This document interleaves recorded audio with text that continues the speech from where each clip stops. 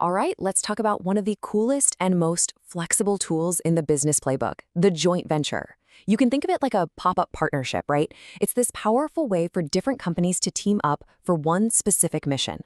Maybe it's breaking into a new market, or getting their hands on some new tech, or, just tackling a project that's way too big for any one of them to handle alone.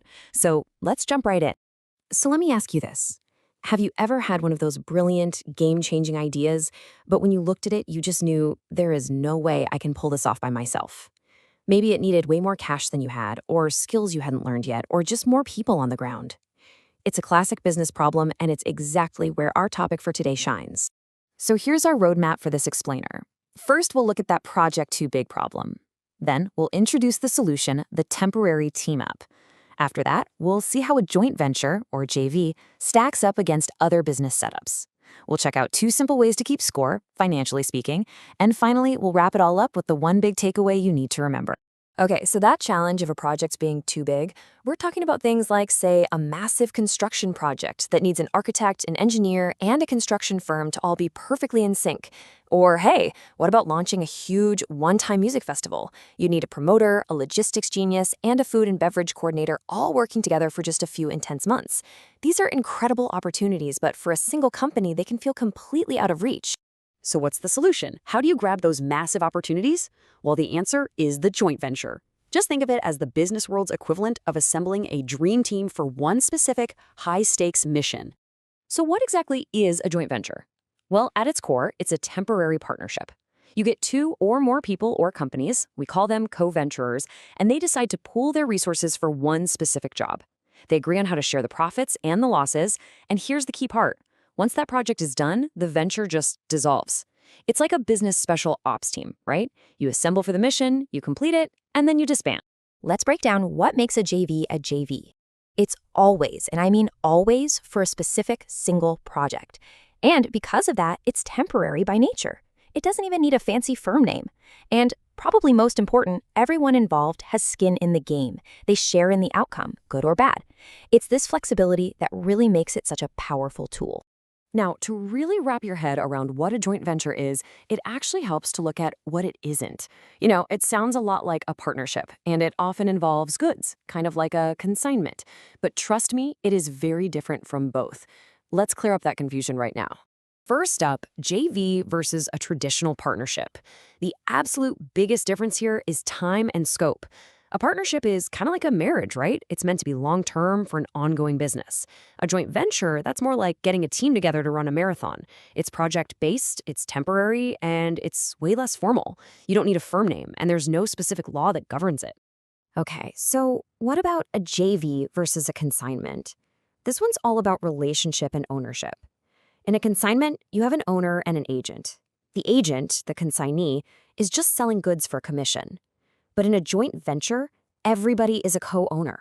Everyone chips in money, and everyone shares in the actual profits. It's the difference between being a hired gun and being part of the founding team. All right, let's talk about the money. How do you actually track everything? Now, don't worry, we're not going to get lost in complex journal entries. We're just going to focus on the logic. And really, there are 2 main ways co-ventures can keep score on their project's finances.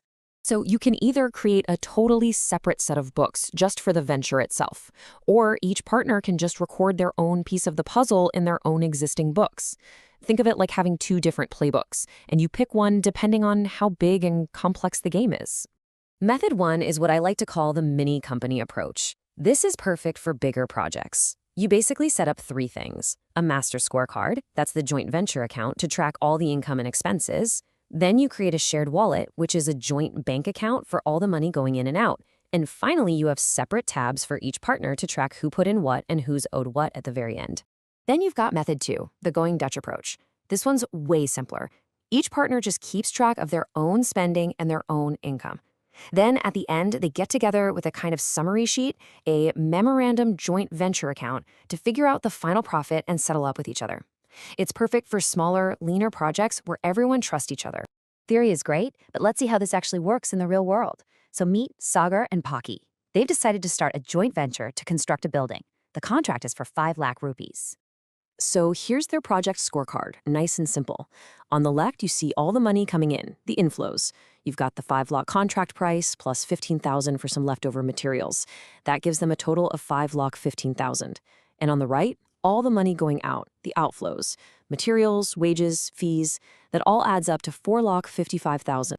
So you do the math, you take the inflows, subtract the outflows, and what are you left with? A nice, clean profit of 60,000 rupees. Since they agreed to share everything equally, Sagar and Pocky each walk away with a cool 30,000. See? Simple, clean, and effective. So we've covered the what, the why, and the how. But let's zoom out. What's the really big picture here? Why does any of this matter to you? Here is the absolute key takeaway.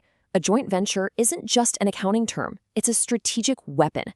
It's that pop-up partnership that lets you team up to grab huge opportunities, share the risks so no one person is overexposed, and combine strengths, all without getting locked into a long-term commitment.